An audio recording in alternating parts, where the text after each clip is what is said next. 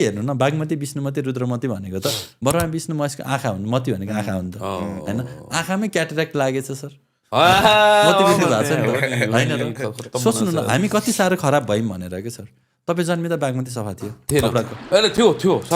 सफा थियो केटाहरू जम्प हाने थाहा छ हामी जम्प गरेर ओके जम्प गरेर ठिक छ कि अब त्यही सुन्दरी जलसम्म चाहिँ बागमती सफा हुने अनि यही सोबार पढेपछि सफा हुने अनि यति ठाउँमा मात्र त हाम्रो चेतना फोहोर हो नि त सर त्यो त अब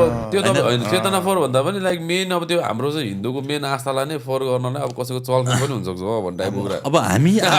होइन हामी आफैले पनि त फोहोर नफाल्न सक्थ्यौँ ड्रेनहरू बनाउन त्यो कार्यालय गर्दाखेरि मिटिङ बस्दाखेरि सोच्नु न कस्तो मिटिङ होला ढल्का मिसाउने होइन बागमतीमा भन्ने टाइप साइन गरेर आएका त्यो दिन सबैले साइन गरेर आएका त्यो दिन सजिलै हुन्छ नि होइन सिधै जान्छ सजिलो सिङ्गल मल्ट खोलो